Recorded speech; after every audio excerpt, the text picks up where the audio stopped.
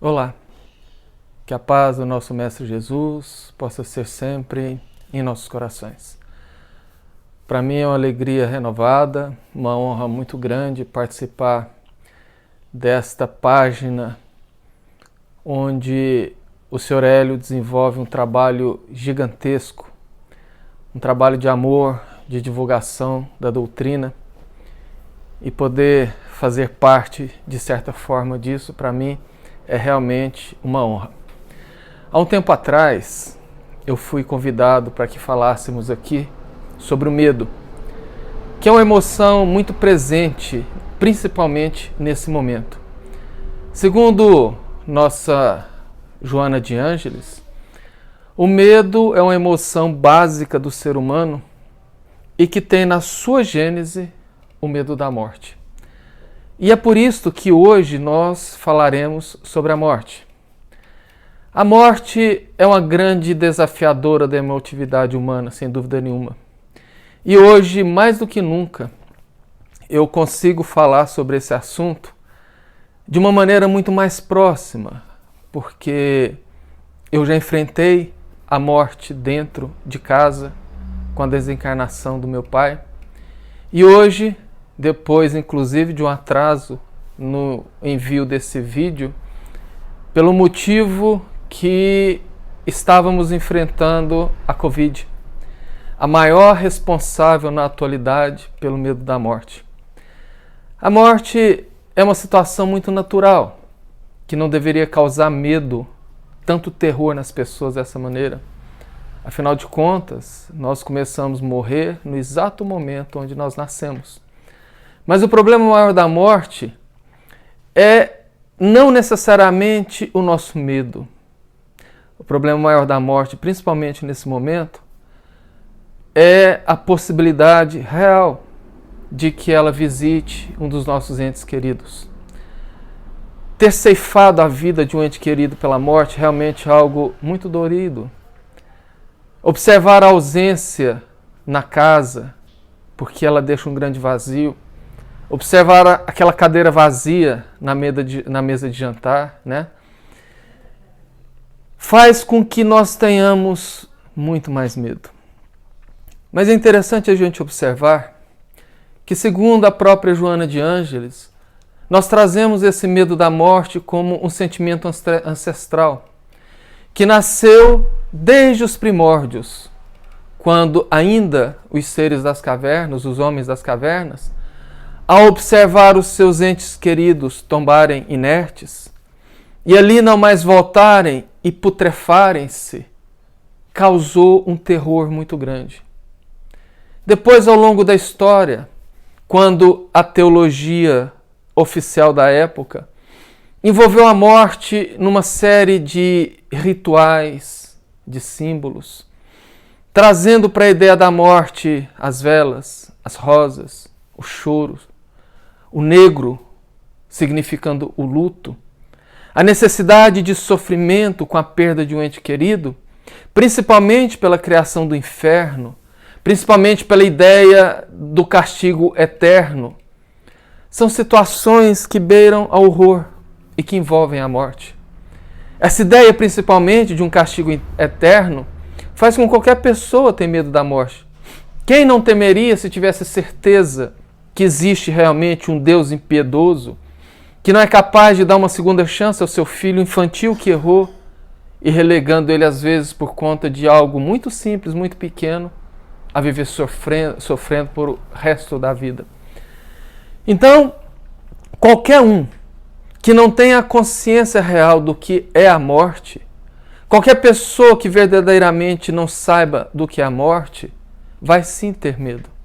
Por isso que é necessário que nos conscientizemos dessa transitoriedade para que a gente possa preparar para uma separação que é momentânea. Seja a nossa separação de nossos entes queridos, seja a separação desses entes queridos. Momentânea porque quando a doutrina espírita chegou em 1857, praticamente a primeira coisa que ela fez foi matar a morte. Dizendo e demonstrando, principalmente, através dos fenômenos mediúnicos, que a morte nada mais é do que uma mudança de planos. Eu, por exemplo, Carvalho, se eu sair daqui, entro ali no quarto e volto com um terno Armani, eu continuo sendo a mesma pessoa, com as mesmas emoções, com o mesmo caráter, com a mesma índole. Simplesmente estarei com outra roupagem, mais elegante. A morte é quase como isto. Nós trocamos de roupa. Até mesmo porque não faz nenhum sentido.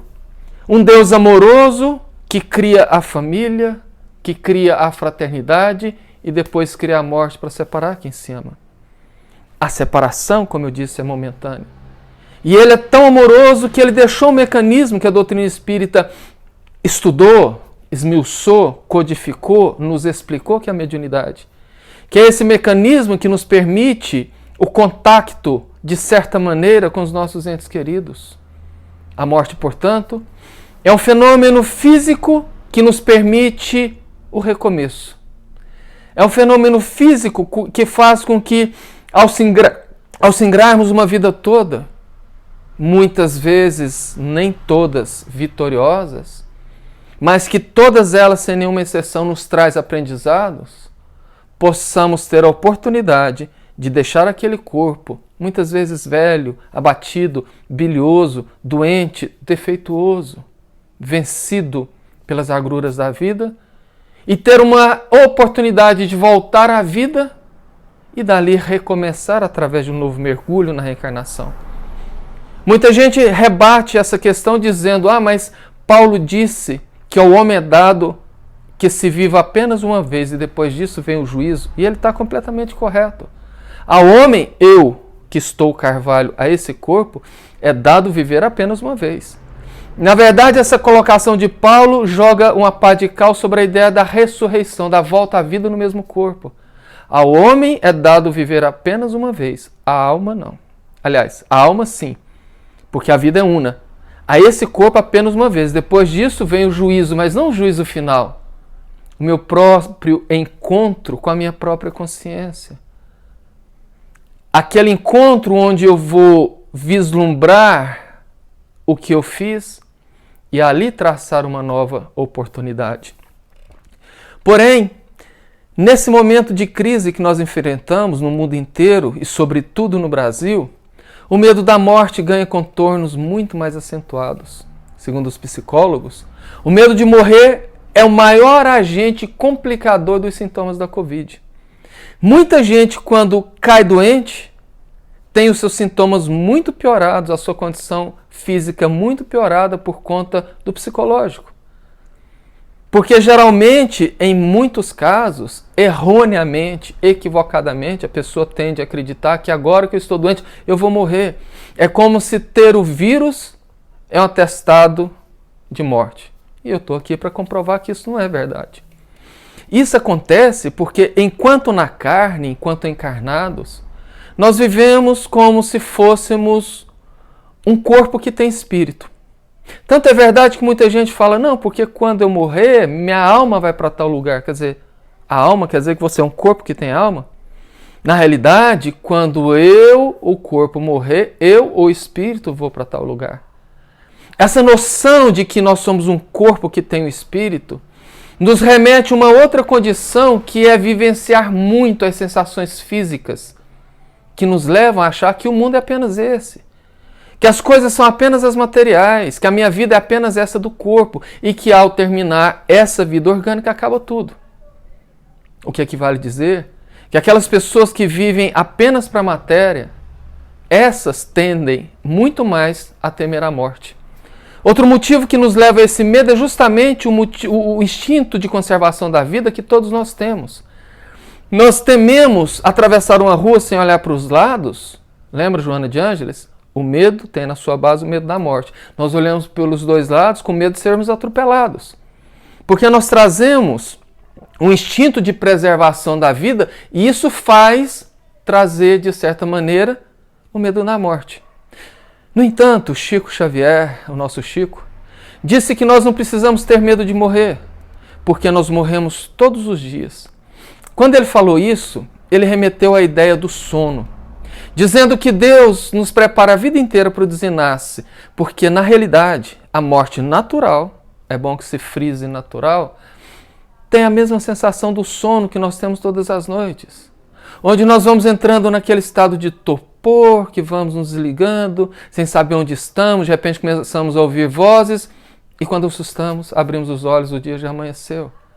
A desencarnação é assim, extremamente natural e suave. Repito, a desencarnação natural. E Chico afirmou que nós morremos exatamente como nós vivemos. A morte é uma transição de estados e ela acontece de acordo com a vida que a pessoa levou. Morrer é a consequência natural de como se viveu. E a chegada no além é uma consequência natural de como se adormeceu no processo da morte. O que equivale dizer que os que vivem uma vida pautada em valores nobres, sem vícios, sem brigas, sem outras situações semelhantes, são criaturas que chegarão ao plano espiritual muito jubiloso, que serão recebidos com alegria por seus familiares que os antecederam, que viverá uma vida muito mais tranquila, porque traz consigo uma consciência tranquila. Já aqueles que vivem uma vida viciosa, promíscua, voltada apenas para os ganhos da matéria, ao desencarnar, encontrarão o mesmo ambiente e a mesma classe de espíritos que cultivaram durante a vida terrena. E isso não é um castigo. Deus é incapaz de castigar os seus filhos, principalmente aqueles mais infantis, por assim dizer. Isto é uma escolha que nós fazemos. Isto é uma construção que nós fazemos durante a vida. Jesus disse, e Mateus anotou no seu capítulo 16, no versículo 25, quem quiser ganhar a vida, perdê-la-á, e aquele que perder a vida no meu nome, ganhá-la-á. O que Jesus quis dizer? Que esses que vivem para buscar somente ganhos e coisas, perdem a oportunidade de uma construção boa. E ao desencarnar se veem, aliás, numa situação lamentável. E aquele que para os olhos do mundo perdeu a vida, principalmente vivenciando o Evangelho do Cristo, com toda certeza a ganha depois. É por esse motivo que o Espiritismo tanto nos convida à mudança interior, a chamada e tão conhecida reforma íntima, porque ela nos garantirá um futuro realmente de delícias. Aqueles que respiram os valores espirituais lidam melhor com esse fenômeno, tanto para si, tanto consigo, quanto para os seus familiares. Pois, ao mudar o nosso olhar, os nossos valores, começamos a nos abastecer da certeza do futuro, do amor e da justiça divina. Assim nós nos fortalecemos, entendemos que, na verdade, ninguém morre. Portanto, meus queridos, trabalhemos para vencer o medo da morte. Precisamos entender que, salvo as situações onde se busca a morte com as próprias mãos, por isso que eu frisei morte natural, porque aquele que leva uma vida ou que pratica ações que, de certa maneira, vão diminuindo a sua programação natural da vida, são, por definição, principalmente segundo André Luiz, Manuel Filomeno de Miranda, Emmanuel e tantos outros, suicidas. Então, excetuando esses que buscam o final da vida com as próprias mãos, nós não passamos por nada doloroso. Nós não passamos por nada que não devemos passar, porque Deus é Pai. E tanto Deus é amor, como disse João Evangelista, que nos deixa sempre uma saída para que nós não precisemos sofrer. E essa saída está incerta em 1 Pedro, no capítulo 4, quando Simão afirma: o amor cobre a multidão de pecados. Então pautemos a nossa vida no amor e não temamos a morte. A vida deveria ser um cântico de louvor à vida espiritual através dos nossos pensamentos nobres e das nossas ações igualmente nobres. Fiquem com Deus, um abraço a todos e que Ele nos abençoe.